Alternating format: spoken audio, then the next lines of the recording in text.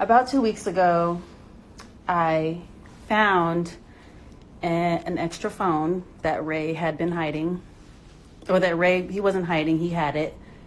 And he had been giving his number out. He had admitted to me that he was, nope, A1, I'm doing it, I don't care. He want to be on his page acting like the victim. Leave me alone, A1. So I found this phone that he had. I went through it. I confronted him about it. He was honest. Well, he tried to lie at first. He was honest. And he basically admitted that he had been entertaining, some women, to say women because my baby's right here. And, I told him, just be honest with me. If you're honest with me, then we can get through it. And he pretty much made it seem like he did it because we had been arguing a lot lately. And so I'm like, okay, well, we have another baby on the way. I just want to be on the same page. Let's just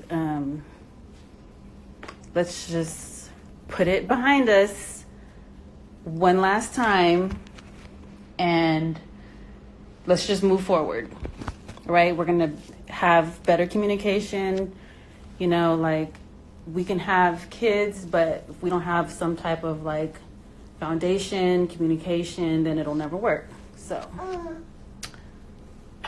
So we put it behind us. So we come to Vegas for the Soul Train Awards, and I didn't want to come, but he asked me to come and Melody to come because he wanted us to come to the show. So we come. We're here for about 2 days, and he asked me to move to Vegas. And I'm like, no, I don't want to move to Vegas. And so he's like, well, can you at least consider it? And I'm like, no, I don't want to move to Vegas. It's not even considering it. I don't want to move to Vegas. This is not the place to have kids. This is not a place to raise your kids. And I just don't like it here. There's too many distractions. You already like to gamble. There's way too many parties going on every night. And it's just not the place that I want to be. So I said, sarcastically, well, you can move to Vegas, but I'm going to be in LA.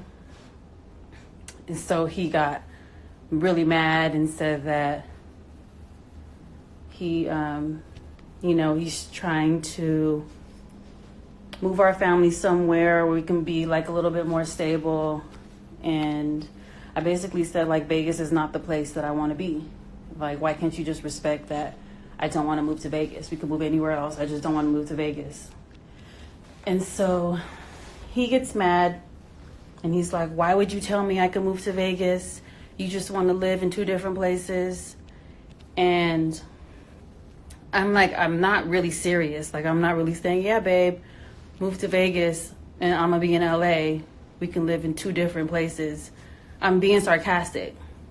So I took it as him just trying to find any reason to leave. So he left, didn't come back. He was out the whole night. And so the next morning, I didn't call him or anything because I'm like, okay, maybe he just wants to hang out with his friends, whatever. He'll be here by the time I wake up. So I wake up, he's still not here. And I'm like, the next morning, I'm like, so you really want to just stay out all night off of some fake argument that we had? You can't really be serious. And he's like, you're selfish. All you do is think about yourself. You want to wear the pants in the relationship. You want to be the king of the house, all this crazy stuff. And I'm like, and then he said, what made me mad is because every time we get into an argument, he starts talking about or alluding to getting a divorce or saying, as long as I get to see my kids, it's like, why do you got to take it there? So I said, you know what? I said, with the way you just get up and leave and disappear, I got to get back to LA and I got to get my mind right before this baby comes, because with the way you move, I'm liable to be alone at any given moment. And so he said, well, I'm preparing to be alone too, as long as I can see my kids Monday through Wednesday. I said, okay, well, we can just be separated then. And so he's like, not before I file first, you know. So the conversation got really, really ugly. We started like, you know, getting real disrespectful. And then so he blocked me.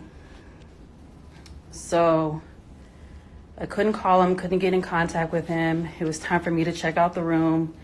He left, he never came back, didn't tell me where he was going, didn't hear back from him. So I had to check out the next day, and we ended up checking out of the hotel because it was time to check out. And then I ended up checking into another hotel.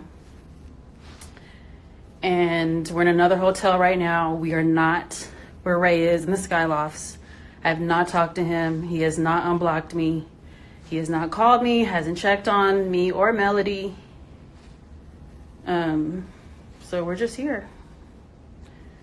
And my car's here, and I'm trying to figure out a way to drive my car back because I'm over 8 months pregnant and I have to pee every 30 minutes. I don't want to have to stop in the middle of nowhere driving from Vegas to LA. That's a 4.5, 5 hour drive. So that, you guys, is everything that happened. I put that on my kids. That's it. That's everything that happened. It all started off a stupid argument because I said I wouldn't move to LA. And he took that and used that as a reason to stay out all night and hang out with his friends and not call and not check. Still haven't talked to him. I don't know what he's talking about. I'm over there like he can see me from his window. No, he can't because I'm not even there anymore because we had to check out. So that's the whole story. And I wasn't going to say anything because I just felt like I said too much. And like after the argument that we had, he posted that picture on his Instagram, and that's what ticked me off, because it's like, why would we say all that to each other and then you block me and then you want to post a family picture? That's what makes me like, that's what ticks me off. But we'll see what happens when I get back to LA, but I don't want to be married anymore, period. I don't have time for this. This is not love. And I'm done.